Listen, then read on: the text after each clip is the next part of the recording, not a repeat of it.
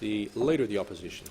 Thank you, Mr Speaker, and I seek leave to move the following motion: that the House 1 commends the people of Victoria for the sacrifices they have made in the face of the COVID-19 pandemic. 2, congratulates the people of Victoria for their achievement in overcoming the second wave. 3, notes the people of Victoria have succeeded because, despite the hardship it has entailed, they have heeded the advice of dedicated public health officials. 4, expresses its gratitude to the people of Victoria on behalf of a grateful nation. And 5, resolves that this message be conveyed to the Premier of Victoria. Is leave granted? The Leader of the House. Leave is granted. The Leader of the Opposition. Thanks very much, Mr Speaker.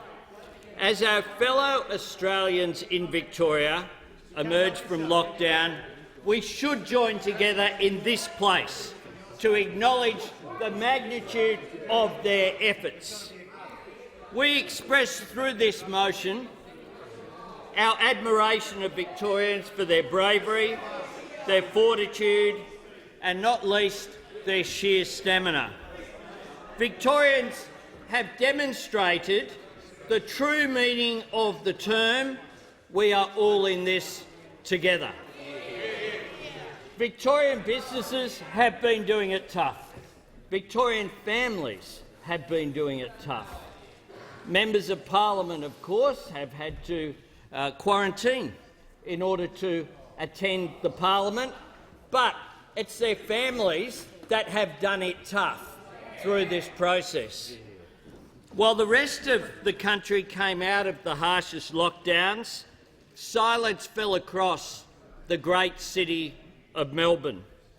You have watched the rest of the nation returning to some semblance of normal life, while Victorians have endured but understood the necessity that was there to have restrictions on activity, curfews, the 5-kilometre radius.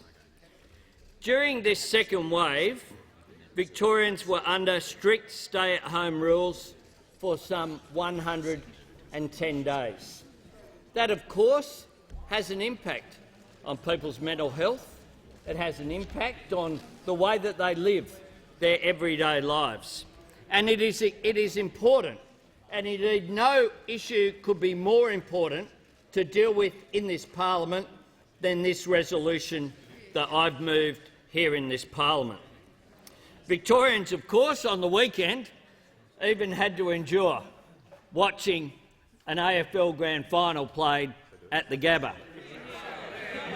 But Victorians showed their resilience by the fact that 2 Victorian teams, Richmond and Geelong, fought out such a fantastic game on Saturday night. But it was tough. It was tough for the supporters and for the normal activity that takes place. I'm somewhat a proud Sydney-sider, but I recognise that the Melbourne Cricket Ground is the greatest stadium in Australia. There is no question that that is the case. Victorians have indeed paid a price, but now they reap the benefit, the dividend. Consider the numbers. We only need to go back to July the 30th. On that day, Victoria had 723 new cases. This was just behind the United Kingdom, which had 846 cases, and uncomfortably close to France, which on that day had 1,377 cases. Let's have a look at yesterday. France, from 1,377 up to 26,768 new cases. The United Kingdom, numbers about the same as Victoria, just back in July. Yesterday, 20,890 new cases. A nation going back into lockdown. And that's why the sacrifice of Victorians should be acknowledged by our national parliament. Because the whole of Australia has benefited from this sacrifice. The whole of Australia has benefited from the fact that the Victorian government listened to the health advice, took action and ensured that those numbers were turned around so that instead of an increase in the UK from 846 to 20,000, they went from 723 new cases to zero cases. And there was some criticism on Sunday of the fact that the Premier of Victoria took the sensible position of waiting until the tests that had been taken in the northern suburbs of Melbourne came through. And they came through with a beautiful figure, zero, a big donut. And today that's turned into a bagel, a double zero. 2 days in a row in which there have been no new cases in Victoria. And because of that, tonight at 11:59 p.m, Victoria opens back up. Good news for all Victorians. Good news for Victorian businesses, particularly in hospitality and in other activity. A return to normal. The fact is that Victoria has done it tough. There are 817 people who have died from COVID-19 in Victoria, overwhelmingly, of course, overwhelmingly in aged care, something that this parliament is responsible for in terms of aged care. So we, in terms of this moment, as Victoria emerges, though, do want to be in a position, though, of passing on our condolences to all those who've been impacted. We also remember the fact that it has been difficult in terms of people being unable to visit loved ones as well. This motion is a good one, and I'm pleased that the government has allowed for this debate. In terms of the motion that is before the parliament, it will be seconded by the Deputy Leader. I commend the motion to the parliament, where we wish all Victorians well going forward.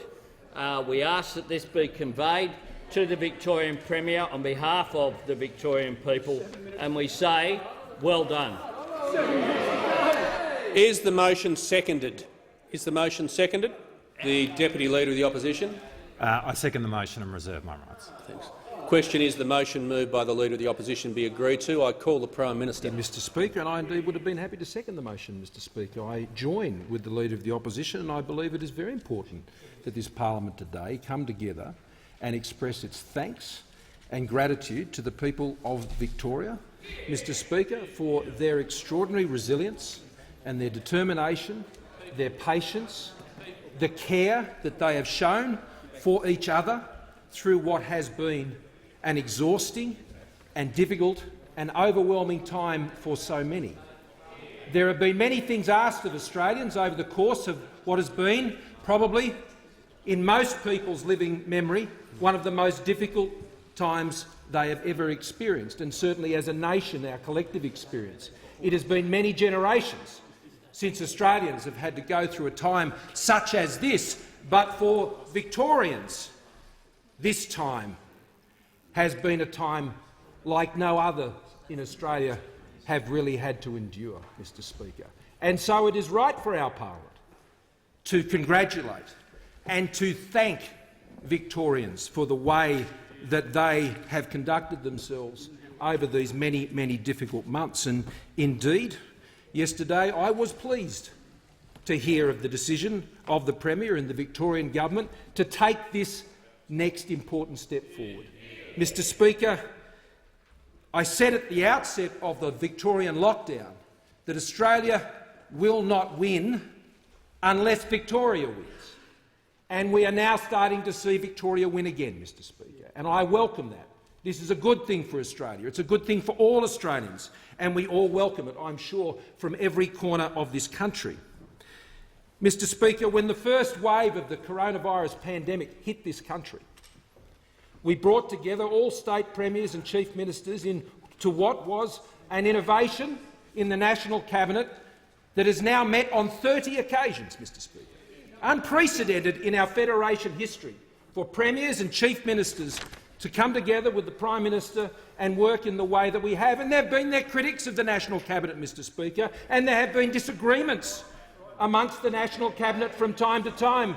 But I can assure Australians, as I do, Mr Speaker, I don't know why there are interjections, Mr Speaker. This is a bipartisan motion. Mr Speaker, in that National Cabinet, as we work together, Mr Speaker, to deal with that first wave and the many challenges that presented, it was indeed the Victorian Premier, the New South Wales Premier, all of the Premiers and Chief Ministers who supported that national effort. And what we sought to do, Mr Speaker, in that first wave was to build our national resilience, to build up our health response, to ensure the respirators were in place, that the testing and tracing kits are in place, to ensure the COVID-safe practices could be established. And in that first, Mr Speaker, the interjections continue. But, Mr Speaker, I'll endure over them because, Mr Speaker, it is important that Australians know that this parliament has come together on this issue today, and I would urge those opposite, Mr Speaker, to cease the interjections, because we're at one on this. And this is the truth. This is the truth, Mr Speaker, of Australia's success, that well outside of this place, Australians have supported each other each and every day through this pandemic, Mr Speaker. Outside of this place, Mr Speaker, governments have worked together each and every day, and the National Cabinet has been an important part of that process. So as we built up that national resilience as a country, as a people, as governments, all across the country, we look forward to that time in July where we had agreed as a National Cabinet that we would be open again in July. And we look forward to that day. And we were moving well towards that day, Mr Speaker. In 7 states and territories, that progress continued. But sadly, in July, we saw the case numbers begin to rise in Victoria. And we saw the failure of the quarantine, which is understood and well known and has been documented. We saw the issues of contact tracing, and we saw Victoria descend into what was a cataclysmic second wave of this virus. And it was the right decision of the Victorian Premier and the Victorian government to impose the lockdown measures, which I welcomed at the time, and urged all encouragement to Victorians to endure those measures, Mr Speaker, because they had become necessary. That lockdown had become necessary. As borders between New South Wales and Victoria had become necessary, Mr Speaker. But I say this, borders and lockdowns are not demonstration or evidence of success. They are not evidence of success. They are evidence of outbreaks that have got out of control. They are evidence of things that have not gone as they should. And so now, Mr Speaker, as I welcome the reopening of Victoria and the endurance and the sacrifice of Victorians and the way they are able to work through this issue, Mr Speaker, I welcome that. I think it's tremendous. And I think it's great that Tasmania is opening up again. I think it's fantastic, Mr Speaker, that South Australia has opened up again. And I'm encouraged by the words of the former Queensland Premier Peter Beattie, who believes things should open up again, Mr Speaker. I'm encouraged by that. People in this place know that I've always wanted Australia to work their way through this crisis and not get stuck in a rut, Mr Speaker, and that's what we must do. So I welcome the fact that Victoria is opening. But as Victorians went through this crisis, and I can assure you of this government stood by them. Mr Speaker, this government stood by them.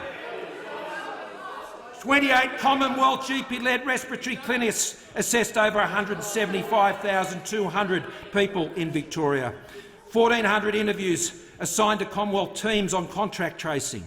27.8 million masks from the National Medical Stockpile. Some $1.3 billion in funding for specific COVID-safe health costs in Victoria. Testing for aged care workers, interstate truck drivers and train drivers. support through communications, tailored mental health programs, 15 mental health clinics, Mr Speaker, $200 million every day of support to see Victorians through this crisis. Mr Speaker, our government has stood by Victorians every single day of the lockdown that became necessary as a result of the outbreak that got out of control. And as we look to the future, and we look to the new three-step process that has been agreed by National Cabinet, and I thank in particular the Premier of Victoria, who was one of the first to sign up to open it by Christmas when we agreed this in September. Mr Speaker, as we look to the future, we cannot look to a future of lockdowns as a way of managing this virus. What we must do is ensure we have the testing and the tracing and the isolation and the quarantine options and all of these things which National Cabinet and my Cabinet are working to deliver for Australians, because we are going to open safely and we are going to safely remain open under the policies of our government, Mr Speaker, working hand in glove with the state and territory premiers and chief ministers around this country. So, Mr Speaker, I join with the Leader of the Opposition in commending Victorians. I thank the many public health workers in Victoria. I thank the tram drivers, Mr Speaker. I thank all of those who have worked, whether in aged care, childcare, distribution centres, schools, hospitals, wherever they have been. They have been champions of this country in their time of crisis, Mr Speaker, and I thank them for every single sacrifice, because the cost of the lockdown has been significant. It has been a heavy blow. There are so many Victorians who will carry the scars of this lockdown, Mr Speaker, for years to come. That is the advice we've received from Christine Milne, my National Suicide Prevention Advisor, Mr Speaker, and the Deputy Chief Medical Officer, Mr Speaker, Ruth Vine, who is focused on mental health. There will be scars that will be carried by Victorians, and I assure those Victorians that just as we've stood by you throughout this terrible lockdown, we will stand by you through the recovery. We will continue to support you in the economic needs that you have and get you back into the jobs, to open your businesses again and to rebuild your lives. Mr Speaker, this Christmas, I want Australians to come around their table and talk about 2021 with positivity, with hope, with aspiration, looking forward to what they're going to do, the schools their kids are going to go to, the training courses they're going to do, the jobs they're going to get into, the health that they will be able to enjoy, because in this country we have one of, if not the best records of managing the health and economic impacts of this pandemic of any country in the world. God bless Australia. Question is the motion moved by the Leader of the Opposition be agreed to, and I call the Deputy Leader of the Opposition. Thank you, Mr Speaker, and can I start by thanking the Leader of the Opposition for moving this motion, and can I thank the Prime Minister for his words in support of those in Victoria. In the story of this year, the significance of Victoria having just recorded 2 consecutive days with 0 cases is hugely important. On the 30th of July, just 12 weeks ago, Victoria recorded 723 new cases of coronavirus. On that same day in Great Britain, there were 846 new cases. Today, with 0 cases in Victoria, we saw yesterday in Great Britain 20,890 new cases of coronavirus recorded. It speaks to how contagious this virus is. It speaks to how easily this virus can spread if it is not checked. But it also speaks to the incredible achievement of bringing under control the outbreak of this virus which has occurred in Victoria over the last few months. Around the world, there is hardly a precedent for it. And the credit for that, first and foremost, goes to the people of Victoria. In regional Victoria, over the last few months, we have been living under Stage 3 restrictions.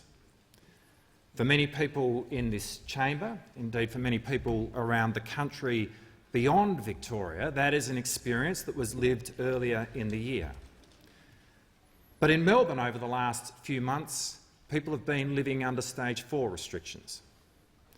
and in speaking with colleagues, with friends, with family, I can tell you that enduring the stage 4 restrictions in Melbourne saw as big a difference between that and stage 3 as there is between stage 3 and nothing. In my lifetime, I have never witnessed up close such an experience of stress within our society. People making a decision every night about how they're going to spend that precious single hour outdoors every day. People living under a curfew in Melbourne in a way which I would never have imagined. It has changed life in every way, including in this place. And the members of parliament who you see on the screen behind me speak to them, and I want to acknowledge every one of the Victorians who is not here today. Months on end not seeing loved ones in aged care facilities. And as COVID-19 started to work its way through aged care facilities, an utter sense of terror on behalf of grandparents, on behalf of a father, on behalf of a mother. For the families of 653 aged care residents, they've had the heartbreaking experience of saying goodbye to their loved one in a way that they would never have wished to, in a way that was characterised by loneliness. In the journey from the dark days of July to where we are now, there has been a story of leadership. Yeah, there have been mistakes. And the Victorian government established a judicial inquiry immediately, which is working through those issues as we speak. But the Victorian government has also been a source of crystal clear decisions, at the heart of which has been the very best medical advice which has guided us from where we were back in July to where we are right now. The rhythm of life for Victorians and for Melburnians is defined by great cultural and sporting events. And the significance of what has occurred in the last 48 hours is that Melburnians can now look forward to the Comedy Festival in March, to having a beer at the Espy over summer, to visiting the Vic Market on a Saturday morning once again, to going to the tennis, the Australian Open at Melbourne Park, to seeing the Boxing Day Test at the MCG with a renewed sense of confidence, of hope and of optimism. Question is the motion moved by the Leader of the Opposition be agreed to, and I call the Treasurer. Well, thank you, Mr Speaker. The Victorian people have been magnificent. The Victorian people have seen their dedication and their commitment to adhering to the rules to see the number of daily cases reduced to 0 yesterday and today, and it is their victory and no one else's victory, Mr Speaker. The Victorian people have suffered so much. The pain, the cost, the loss of Victorian people. It should have never, ever have come to this. And with the greatest respect to those opposite, the comparison is not with the United Kingdom. The comparison is not with the United States. The comparison is with New South Wales, Queensland, Tasmania and South Australia, Mr Speaker. My children are like the children of everyone else from Victoria in this place. 6 months lost from schooling, Mr Speaker. 6 months that they will never ever get back. The children of Northern Territory lost 1 week in school. The children of South Australia lost just 2 weeks at school. The children of Victoria lost more than 6 months, Mr Speaker. And those in Year 12 will never, ever get that opportunity back, Mr Speaker. And the more than 800 Victorians who have lost their lives, their families will never get those ones back, Mr Speaker. And it all comes back to the failures in hotel quarantine, for which we still do not have any answers, Mr Speaker, for which we still do not have any answers. And the honourable member is right. The honourable member is right. There is an inquiry, Mr Speaker. But unless that inquiry asks everybody who has questions to answer to provide evidence, we won't get the answers and the Victorian people will be left in the dark, Mr Speaker. The fact of the matter is, our state. I'm from Victoria and I'm for Victoria, Mr Speaker. The fact of the matter is, the member for Wannon is from Victoria and he's for Victoria, Mr Speaker. And the member for Flinders is from Victoria and he's for Victoria, Mr Speaker. And this Prime Minister has stood by Victorians every step of the way. More than $200 million per day going from this government to the people of Victoria. JobKeeper, JobSeeker, the cash flow boost, Member for Rankin. $750 payments has been going into the pockets of Victorians and Victorian businesses, Mr Speaker. That's been going to support them through this crisis. So, Mr Speaker, my thanks today is for the people of Victoria, because we know this lockdown has not come without a cost. A 31% increase in those Medicare subsidised mental health visits in Victoria. A 77% increase on people going to Headspace in Victoria compared to those other states. Lifeline, Mr Speaker, Kids Helpline. I got a text message from a friend of mine the other day who said that a friend of his had taken his own life because he'd lost his job in Victoria, Mr Speaker. In the same message he said that Members friends of on friends my left had started to self-harm. Now, Mr Speaker, these aren't unique cases. This is across the state. This is the price that has been paid during this lockdown. And, Mr Speaker, I have spoken up as the Treasurer of Australia and as a proud Victorian. And the facts are that Victoria makes up 26% of the national population, but today 40% of those effectively unemployed across our country. Now, Mr Speaker, every day of the lockdown, on average, 1,200 jobs have been lost. In the same period, every day of that lockdown across the rest of the country, 2,000 jobs have been created. So, Mr Speaker, so what is the question for the interjection, Mr Speaker? An interjection from someone from another state outside Victoria. Well, I tell you what, the small businesses of Australia, their owners, their employees, they don't say so what. They say they have paid a very, very heavy price. And the Leader of the Opposition said in his statement that the decision that was taken not to open up on Sunday, well, the businesses of Australia spoke very loudly about their disappointment, Mr Speaker. And we, as a government, spoke very loudly, Mr Speaker. So, Mr Speaker, my thought today in supporting this motion is with those Victorians who were kept in their homes 23 hours a day. My thoughts today are with those Victorians who weren't able to move more than 5 kilometres from their home, Mr Speaker. My thought today is with those Victorians who weren't allowed out at night because of a curfew that we didn't see in other parts of this country, Mr Speaker. My thoughts are today with those Victorians. Those Victorians have been fined $10,000 for opening their business and trying to put food on their table, Mr Speaker, and keep their staff employed, Mr Speaker. My thoughts today are with those families of those people who have suffered with mental health concerns as a result of the lockdown. Mr Speaker, I am so happy to join with all those in this place in celebrating the fact that the numbers have come down, but don't pretend there hasn't been a price.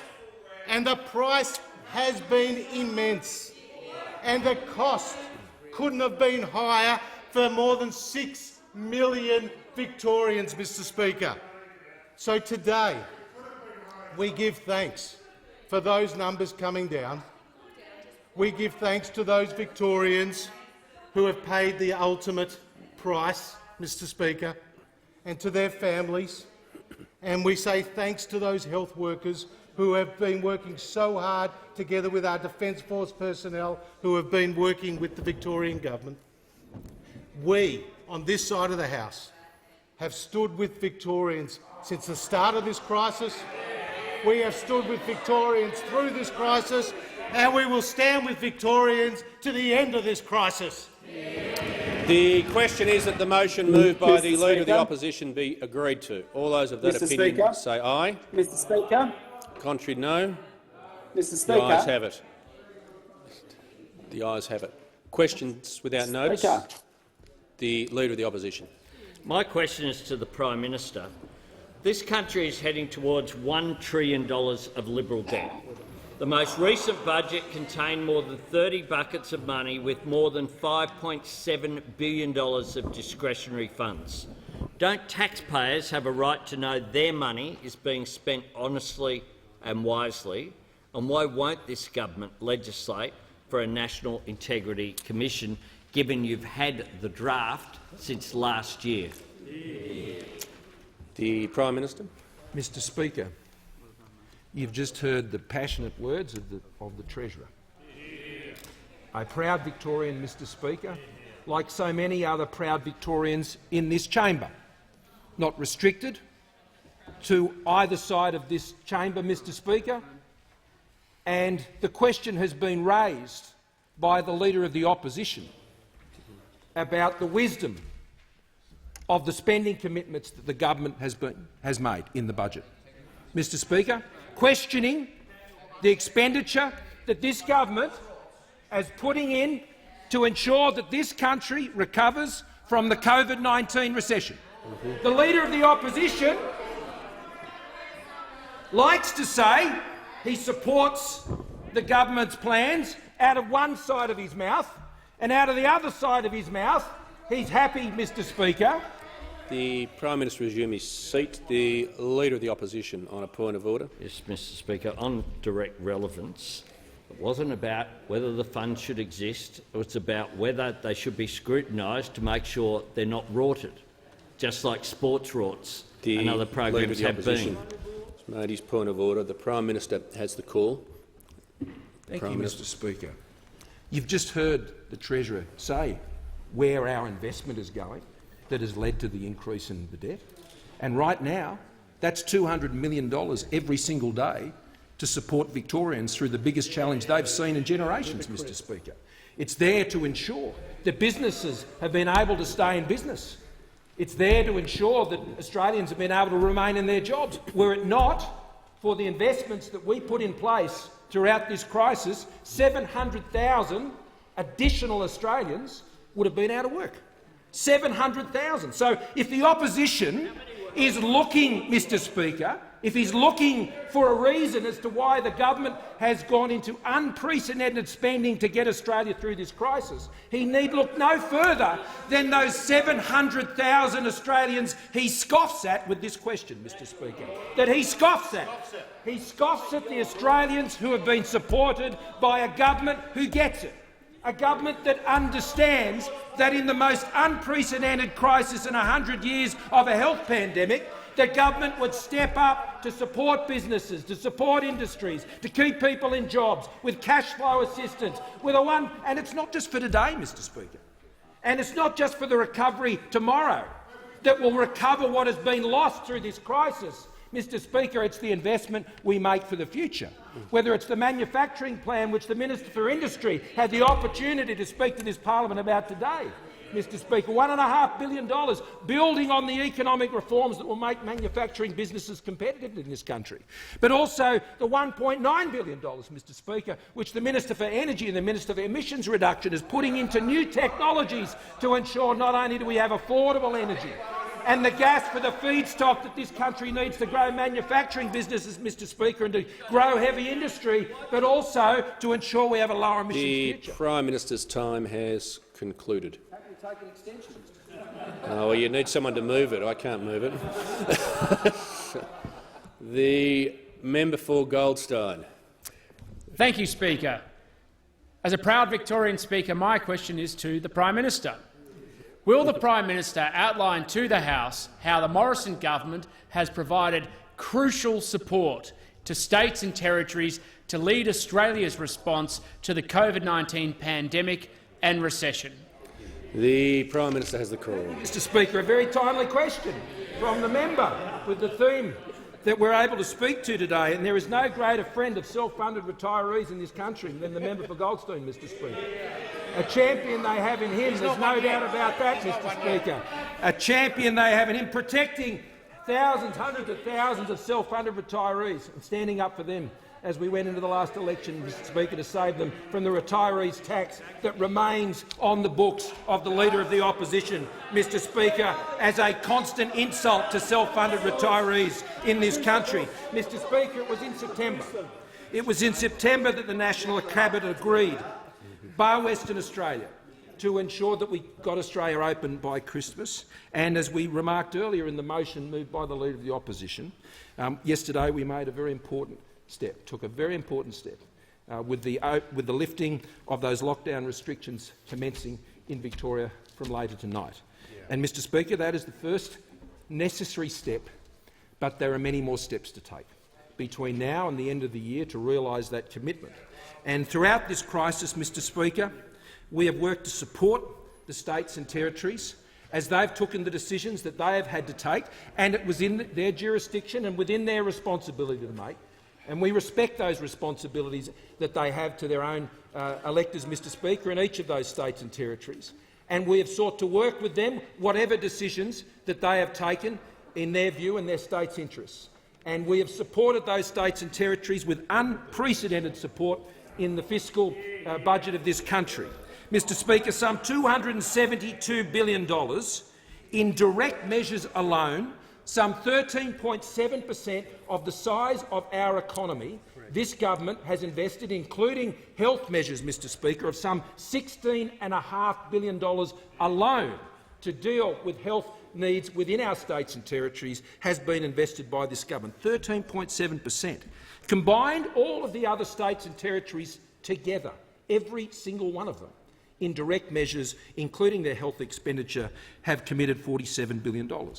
Now, Mr Speaker, that is a significant multiple of the investment by the Commonwealth Government over the states and territories, and that has been our responsibility to do that, to step in with some $257 billion in direct income and economic supports into our economy, carrying state economies, as whether if they've gone through the heavy lockdown that Victoria has experienced, or the measures particularly earlier on in the pandemic and they were affected in those other states.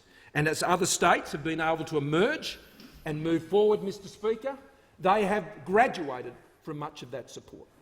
But, Mr Speaker, those who haven't been able to do that until now have continued to get significant support, some 2,200 ADF personnel. Prime Minister's time has concluded. I call the member for Rankin. Thanks very much, Speaker. My question is to the Treasurer. Treasury has confirmed the government's $4 billion hiring credit program is only expected to deliver 45,000 new jobs, just 10% of the 450,000 jobs the government announced would be supported by the program. How can Australians trust this government to spend taxpayer dollars in their best interests when its announcements never match its delivery? The Treasurer. Well, Mr Speaker, I would point the honourable member to Budget Statement No. 1, page 23, and I'll help him with it. It's expected that around 450,000 positions for young Australians will be supported through the JobMaker hiring credit at an estimated cost of $4 billion from 2021 to 22-23, Mr Speaker. This JobMaker hiring credit will help 450,000 Australian young people find a job, Mr Speaker, and importantly, they are people who have been on income Treasurer, support. could just pause for a second. With respect to interjections, I'm not going to continually keep warning the same people over and over again. If you interject, you'll be ejected. The Treasurer.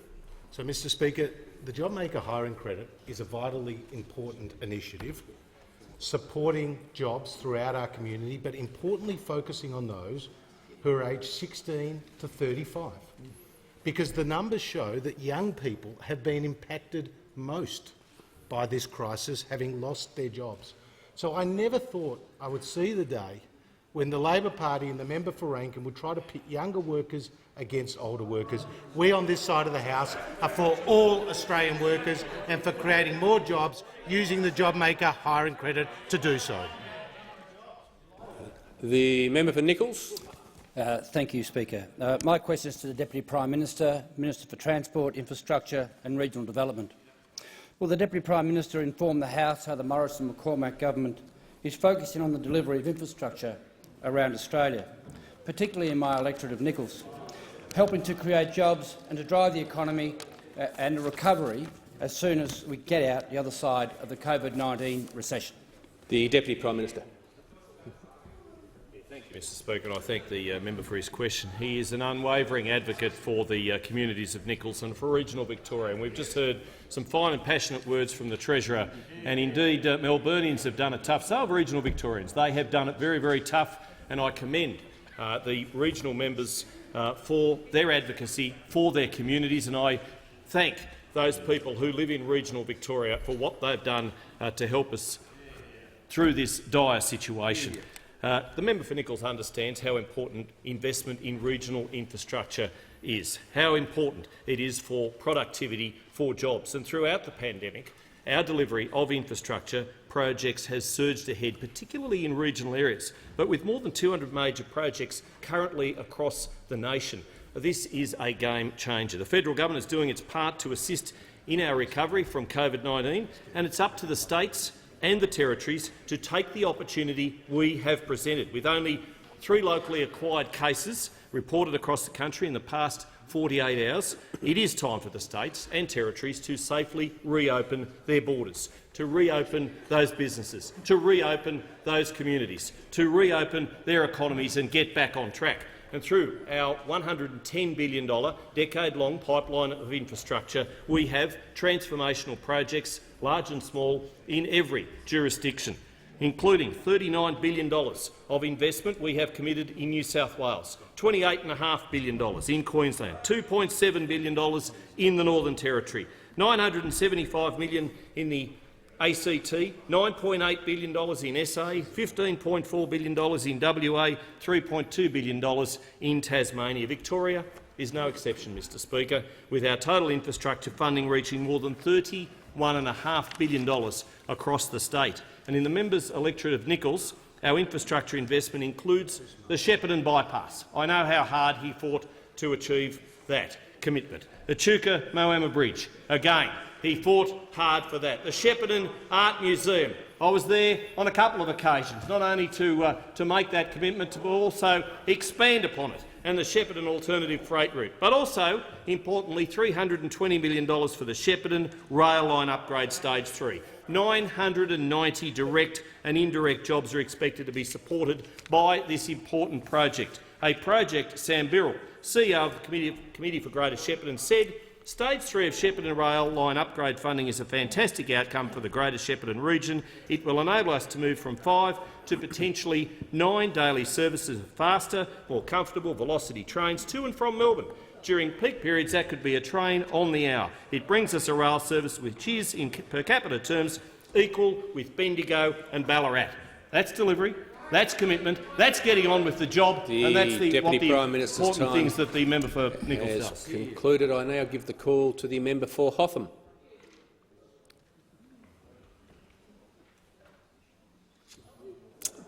I think the member for Hotham might have her mute button on. We can keep it on. We might go to another question and come back if that's all right while broadcasting. I'll call the member for. No, we'll keep the numbers in the right perspective. So we'll go to the member for Ballarat and then we'll come back. Sure, broadcasting will see what the problem is. The member for Ballarat. Thank you very much, Mr Speaker. My question is to the Deputy Prime Minister. Can the Deputy Prime Minister confirm that $715 million meant to help the domestic airline industry during the COVID-19 crisis was extended to owners of luxury private jets? The Deputy Prime Minister. Well, what we've done with our sector-wide aviation assistance, Mr Speaker, is to keep planes in the air, because what we know is planes in the air means jobs on the ground, and we have provided it on a sector-wide basis. What we have done is make sure that whether it's commercial, whether it's charter, we have ensured that planes were able to go to some ports which would otherwise, but for our sector-wide assistance, not have received aviation services at all. And for those 35 centres in rural, remote and regional Australia, that has meant the world of difference, because what it's meant is that personal protection equipment, vital respiratory devices, face masks and perhaps most importantly, frontline medical personnel could get to those places and to make sure that they did the vital job that they have done. And we thank them. We thank them and we thank the airlines, and they have thanked us. They have been very appreciative. Whether they're running businesses,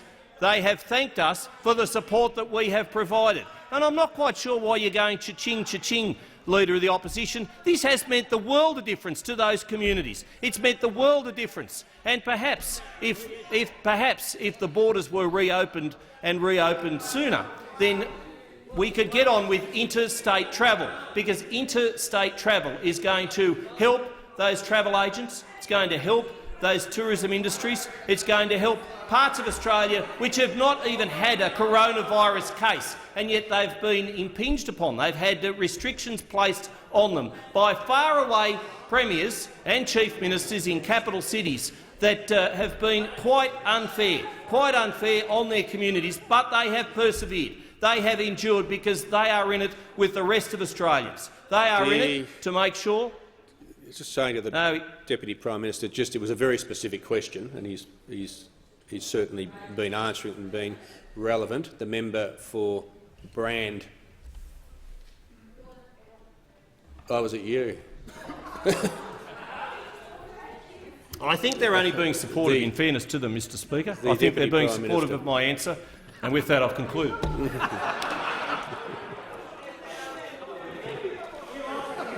The member for Clark. Speaker, my question is to the Prime Minister. Prime Minister, on 31 December, unemployment benefits are scheduled to return to $40 a day. For many people, this will be a devastating start to the new year, impacting their ability to pay for rent, food and clothing. No wonder they're sick with worry. That $40 a day is unacceptable is not in dispute. For instance, the BCA, ACOS, RBA Governor and even former PM John Howard have all argued against the old New Start rate. So please, Prime Minister, will you today commit to the principle of unemployment benefits being above the poverty line, or at the very least no less than the current job seeker rate? The Prime Minister has the call. Thank you, Mr Speaker, and I thank the member for his question. As I've stated on numerous occasions now, as I'm sure the member is aware, and the Treasurer has done likewise, as has the Minister for Family and Social Services, we've indicated that a further decision around the ongoing arrangements for the COVID supplement beyond December will be considered before the end of this year. There is a mid-year statement that is due in December, Mr Speaker, and obviously this parliament will be rising in that first week or thereabouts of December, which would require any such change to the COVID supplement to be legislated by that time. So we will be considering those issues about the going forward arrangements for the COVID supplement at its level prior to Parliament rising, and making it enabling us to be able to bring that change into the Parliament so it can be done before we rise at the end of this year. Now, that will deal with the COVID supplement, its ongoing arrangements. I've been pretty clear and lent into it pretty heavily that people can expect the COVID supplement to be going forward beyond the end of this year, and at the precise level and the arrangements that would sit around that are matters that the government is considering now and will be doing so over the next couple of weeks. And this is a position which I note is actually supported by the opposition, Mr Speaker. I mean, the Shadow Treasurer stated this in July in relation to when was asked about what the number he would put on, I understand, the level of job seeker payments in the COVID supplement. He said, we haven't been prepared to put a number on it. One of the reasons why we want the government to update the budget is because the government needs to take into account all sorts of considerations about the state of the budget and the state of the economy. We expect the new job seeker rate will be lower than what it is right now, he said, Mr Speaker, but it should be higher than the old New Star rate, Mr Speaker. I've quoted him completely, and the point I'm simply making is what we've learnt during this COVID-19 recession is that we have to avail ourselves of the most recent information. Things change very quickly, and we will consider all of that information. But our primary decision that we have to make before the end of this year is the ongoing rate of the COVID supplement beyond the legislated period, which is at the end of December of this year. And I call the member for Boothby. Thank you, Mr Speaker. My question is to the Treasurer. Will the Treasurer remind the House how the extensive range of economic support, including tax cuts, in the Morrison government's economic recovery plan is helping families to get ahead and businesses to create jobs, especially in my electorate of Boothby? Is the Treasurer aware of any alternative policies? The Treasurer has the call. Well, thank you, Mr Speaker. I thank the member for Boothby for a question, acknowledge her time at the Chamber of Commerce as a journalist and taking on Get Up and winning, Mr Speaker. Well done to the member for Boothby, Mr Speaker. Now, Mr Speaker, the member for Boothby, like those on this side of the House, understand that the economic recovery across Australia is now underway. 446,000 jobs have been created in the last 4 months. 60% of those jobs have gone to women, and 40% of those jobs have gone to young people, Mr Speaker. We saw an increase in consumer sentiment this month of 11.9%. That was the single largest increase in consumer sentiment in a budget month since the series first began in 1974, Mr Speaker. And we've seen Australia's AAA credit rating recently reaffirmed, Mr Speaker. And I can inform the House that today consumer confidence increased for an 8th straight week, Mr Speaker, an 8th straight week, and now consumer confidence is back to its levels it was at the start of the pandemic in early March, Mr Speaker. Now, the reality is the Morrison government has responded with an unprecedented level of economic support. That economic support has helped save 700,000 jobs. And we saw in the budget the next phase of our economic recovery plan, extra money for research and development, for skills, for training, for bringing forward infrastructure projects, for investing in new infrastructure projects, but also, importantly, putting money back into the pockets of Australians with tax cuts, Mr Speaker. Tax cuts for more than 11.5 million Australians. So if you're earning $60,000, you will pay $2,160 less tax this year than before our program was rolled out, Mr Speaker. We've also seen an expanded instant asset write-off. We've also seen a loss carry-back measure, Mr Speaker. These are all designed to support jobs and economic activity. But I'm asked, are there any alternative approaches? And we know that only those on this side of the House stand for lower taxes, because the member for Rankin and the member for McMahon took to the last election $387 billion of higher taxes that are still on their books. Do you remember the member? Do you remember the member for McMahon? Do you remember the member for McMahon saying if you don't like our retirees' tax, you don't have to vote for it?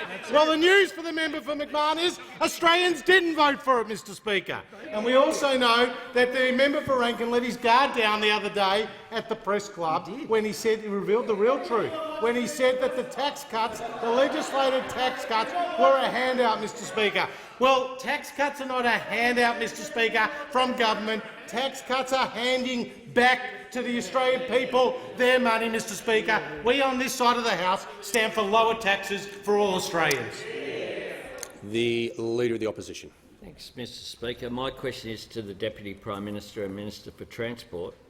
Can the Deputy Prime Minister confirm that the government has subsidised the use of luxury private jets for Crown Casino, Clive Palmer's Mineralogy and the Leppington Pastoral Company to the combined value of $73,000? As Australia hurtles towards $1 trillion of Liberal and National Party debt, why on earth is the Deputy Prime Minister spending borrowed money on these luxury flights? The Deputy Prime Minister. Well, I thank the opposition leader for his question, Mr Speaker.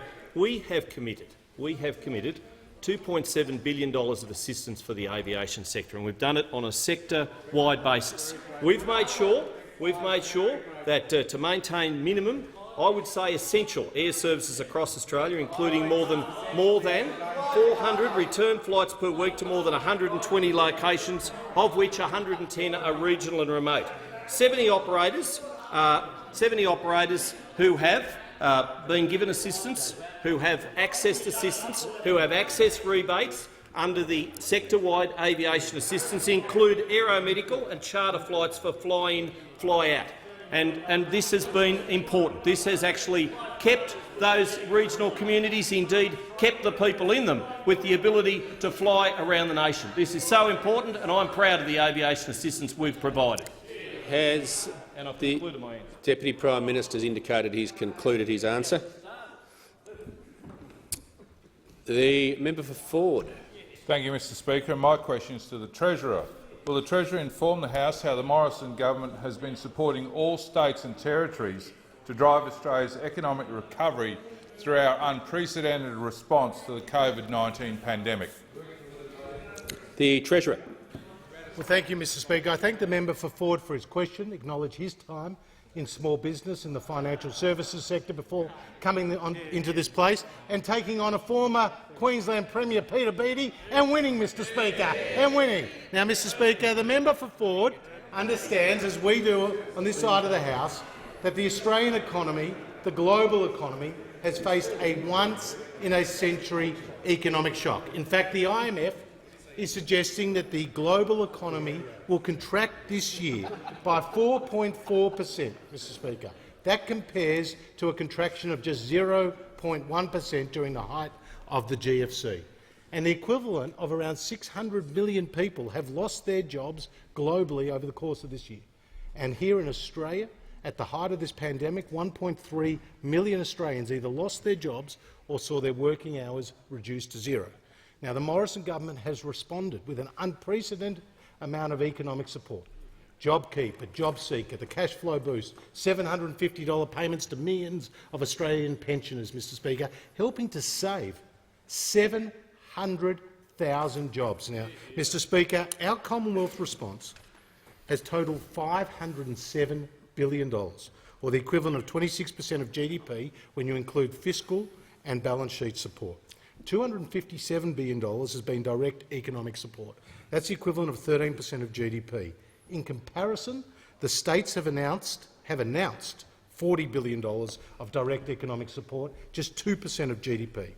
Out the door already is at $124.4 billion, $41.6 billion to New South Wales, $34.6 billion to Victoria, $24.1 billion to Queensland. In comparison, the Queensland government has announced just $7 billion of direct economic support, $11.6 billion to WA, $7.6 billion to South Australia, $2.3 billion to Tasmania, $1.7 billion to the ACT and $0.9 billion to the Northern Territory, Mr Speaker. That is what the Morrison government has already delivered, $124.4 billion to Australian families and businesses. The JobKeeper package alone has already seen nearly $70 billion out the door, supporting around 3.5 million Australian workers. The cash flow boost, over $30 billion, or around 800,000 Australian businesses are benefiting. This is helping the economic recovery, a recovery which has already seen 446,000 jobs being created over the last 4 months alone. Mr Speaker, we're getting on with the job, and our job is creating jobs for all Australians. The member for McMahon. Thanks, Mr Speaker. My question is to the Minister for Health. The Minister has announced that the budget includes a landmark guarantee for the funding of new medicines. But yesterday in estimates, his officials admitted that this funding is not in the budget, but that new PBS cuts of $250 million a year are in the budget. Why did the Minister announce funding but instead deliver cuts? The Minister for Health. Minister for Health. Thank you very much, Mr Speaker. I could not be more pleased than to have a question on the PBS from this side of the chamber. Let me be clear about what is in this budget, and let me be clear about what is not in this budget. What is in this budget is $41 billion for the listing of new medicines. The listing of new medicines such as Lynparza, announced on budget night for ovarian cancer. 300 women to benefit from a medicine which would otherwise cost $140,000. The listing of Avastin and Tecentriq to deal with liver cancer for 500 Australians, a medicine that would otherwise cost $170,000 a year. And there is a landmark new agreement which will produce an expected $2.8 billion of investment directly in new medicines. And the difference is, and this is what's very important, the difference is that those medicines will no longer have to be offset from within the portfolio. Now, why is that very important? Because we saw a moment in history where that requirement led to a previous government stopping the listing of new medicines. That was the very thing which Medicines Australia sought. That was the very thing which Medicines Australia sought and welcomed on budget night. I had the privilege today of speaking with the CEO of Medicines Australia, who reaffirmed, Liz De Soma, who reaffirmed her delight at the outcome. This is what they had sought for over a decade. And why? Because in 2011, the then government stopped listing new medicines. And why did they stop listing new medicines? Due to fiscal circumstances. The listing of new medicines will be deferred until fiscal circumstances allow. And these medicines included medicine for schizophrenia, for skin conditions, and for endometriosis, amongst other things, and for IVF.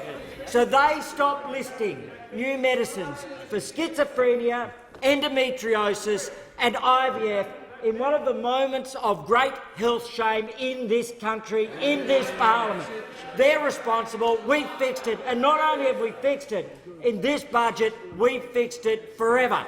And that leads to Lynparza for ovarian cancer, to Avastin and Tecentriq for liver cancer, to the new medicines we announced on the weekend for MS, for multiple sclerosis, secondary progressive multiple sclerosis. To provide those outcomes the is to minister's give time real has hope concluded. And real future. The member for Robertson. Thank you, Mr Speaker, and my question is also to the Minister for Health. Will the minister update the House on how the Morrison government's plan to build capacity in our hospital system through the COVID-19 pandemic has strengthened our hospitals and helped to keep Australians safe?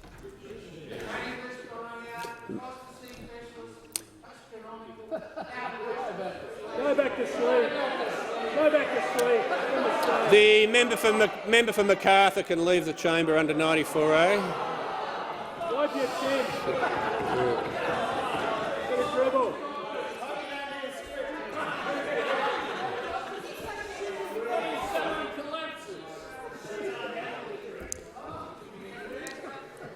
He'll be in his office. That's where he'll be. The Minister for Health. Thank you very much, Mr Speaker, and I want to thank the member for Robertson, who's not only been a passionate local advocate for the Central Coast Medical School, but in a great sense of prescience has been an advocate for action on respiratory and immunological diseases prior to this year. And this year, as we know, has in many ways been the hardest of years. And for Victoria, it's been the darkest of winters, and the fact that we now have light is something to welcome.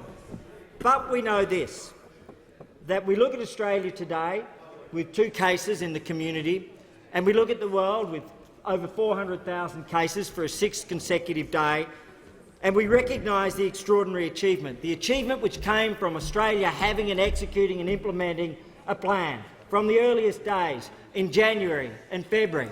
And that plan included, to deal with the pandemic, both capacity, borders, testing, tracing and distancing, containment, and also capacity.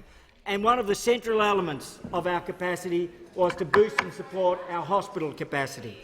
That started with making sure that we would never see what we saw in Italy and Spain and France and New York, the fight for ventilators and respiratory equipment, the building and construction of a national capacity of 7,500 ventilators overseen by the Minister for Industry, the private sector, the medical community, Australian firms, all working together in one of the most important and significant Australian joint collaborative projects. But it was also involving the work set out on the 13th of March of the public hospital agreement for COVID-19, which the Prime Minister brokered with all of the states and territories, which has seen us invest and allocate $3.1 billion for our public hospital capacity.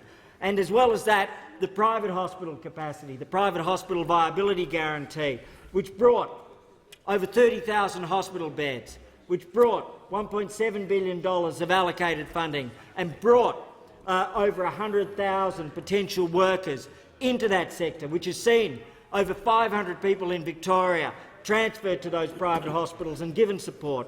And then, because we know this disease can be ongoing, we've kept those going.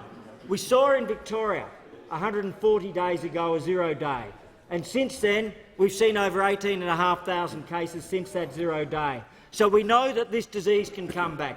We know we have to prepare, and that's also why, in the midst of a pandemic, we've brokered an agreement which adds an additional $33 billion to hospital services within Australia. So this year we've prepared our hospitals for the worst of all possible outcomes, but we've also prepared them for the future to save lives and protect lives. I now call the member for Hotham.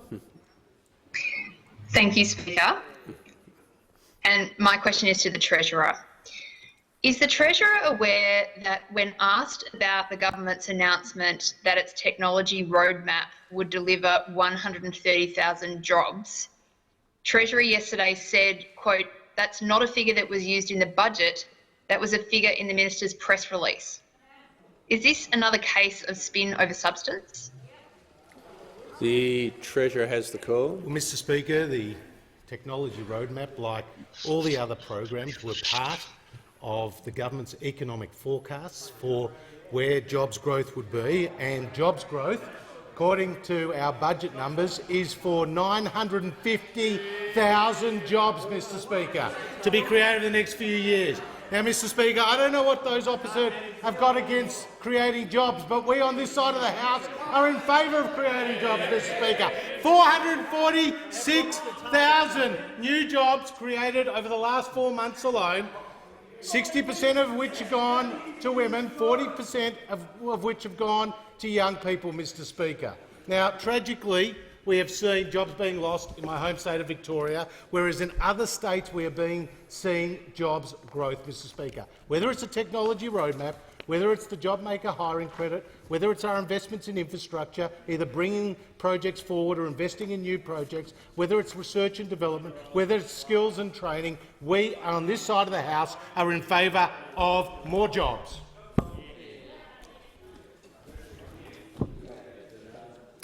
And I give the call to the member for Moore. Thank you, Mr Speaker. My question is to the Minister for Industry, Science and Technology. Following on from the Minister's statement to the House today on industry and manufacturing, will the Minister outline how the Morrison government's investment in national manufacturing priorities will create a stronger manufacturing sector to create jobs and new economic opportunities? The Minister for Industry, Science and Technology. Well, thank you, Mr Speaker, and I thank the member for his question. And I was delighted this morning to deliver the ministerial statement on industry and manufacturing and set out the very clear vision that this government has for industry, but specifically manufacturing in this nation, because our manufacturers in Australia are ready to take on the world and we are backing them. Absolutely, to be able to do that. Our strategy for manufacturing is based on building competitiveness, building resilience and building scale. But before we did that, Mr Speaker, we had to make sure that we were putting in place the very strong economic foundation that was needed, that would support all of industry, all of businesses, all of manufacturing. And that includes things such as the instant asset write-off. It includes the work that the Minister for Energy is doing on gas. It includes the work that is being done on deregulation. That is the very strong economic base on which the $1.5 billion manufacturing strategy is built. Now, what we have been very clear about, Mr Speaker, is that we have acknowledged that we cannot be all things to all people, and that what we have to do is name some pretty clear priorities, some national manufacturing priorities where we have either a competitive or a comparative advantage, or we need to build that capability because of strategic priorities of this nation. So the 6 national priorities that we have named are resources, technology and critical minerals processing, food and beverage, medical products, recycling and clean energy, defence and space. And we are backing those key priority sectors so that we can build the scale that we need. Now, I understand that those opposite are focusing their manufacturing strategy on trains, and that is the only platform that they have, quite frankly. That is the only platform that they have for manufacturing. They actually have no idea. They do not understand what manufacturing in this nation is all about. We understand it on this side of the House, and we are backing Australian manufacturers every single day. Mr Speaker, Australian manufacturers can rely on this government because we understand what they're about. We are building them. We are going to make small businesses medium enterprises. We are going to build our medium enterprises into large businesses. We won't turn our back on them. We will put our money into developing those key strategies, and we will make sure that we are delivering the jobs that are needed now and for the future. The Prime Minister. Further questions been placed on the notice paper.